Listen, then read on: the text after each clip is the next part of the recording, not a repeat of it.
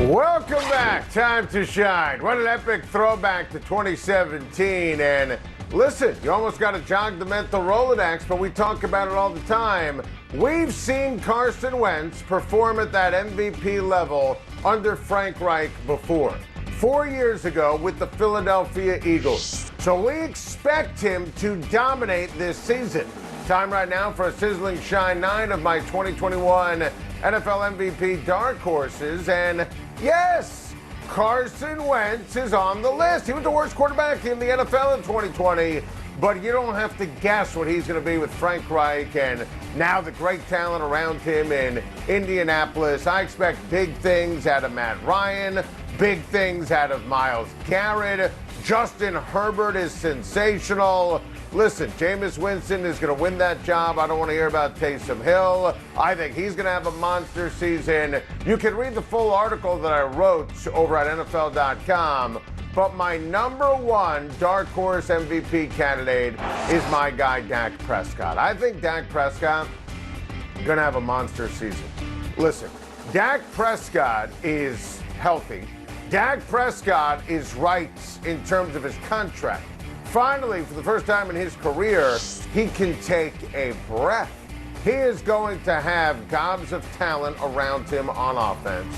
I expect Ezekiel Elliott to bounce back in a major way. I mean, look at these weapons at the wide receiver position.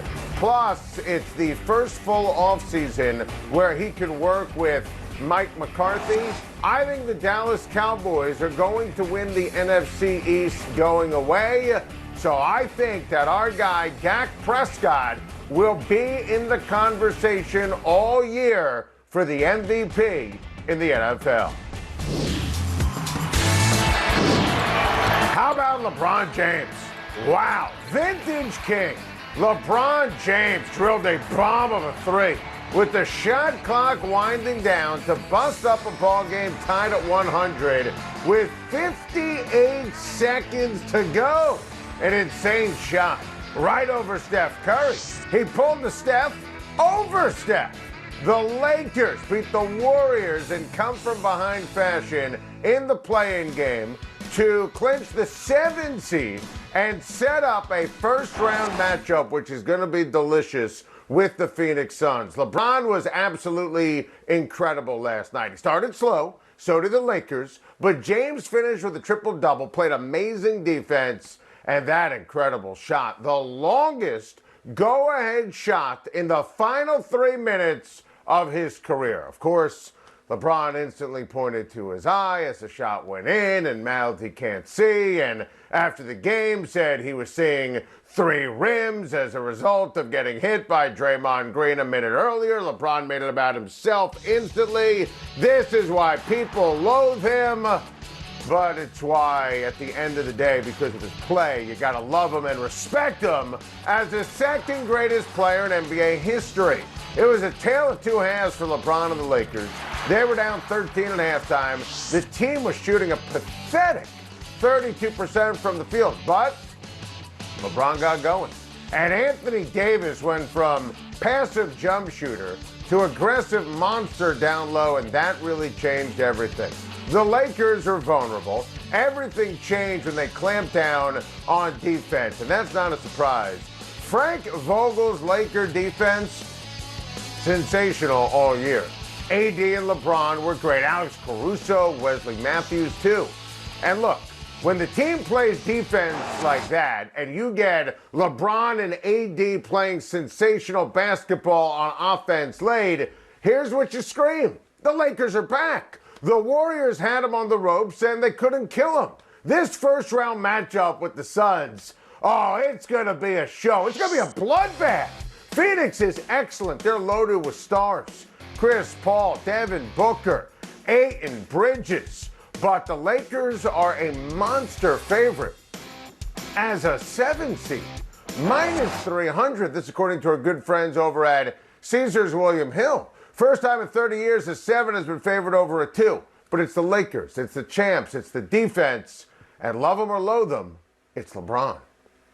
Wow, Corey Kluber bursting with pure joy and excitement and unbridled enthusiasm A pulsating no-hitter can't break Kluber from his locked-in Klubot ways. But this was, jokes aside, absolutely awesome to watch. Kluber had it going on from the first inning. In fact, legendary Yankees beat reporter Sweeney Murdy tweeted after the first inning that Kluber had no-hit stuff.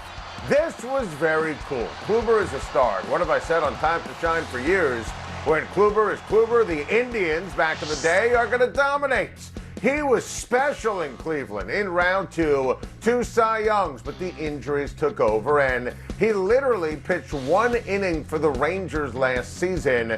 He signed with the Yankees in the offseason. I thought his health was a major question mark, and listen, you saw when healthy, he is absolutely the answer. His stuff remains brilliant, and this is truly cool. And I give you all that to give you this. Last night was awesome. I'm a Yankee fan hanging on every single pitch. Baseball has a no-hitter problem. The no-hitters are thrilling. We've had 6 already. It's historic, the most ever before June. And that doesn't count Madison Bumgarner's no-no in a scheduled 7-inning game that we on Time to Shine count as a no-hitter because we like baseball more than Rob Manfred. But I digress. We've had 4 no-hitters in the last 15 days, which is tied for the most ever in MLB history over 15 days. The Rangers, Mariners, and Indians have all been no-hit twice. They have 0 lineup depth.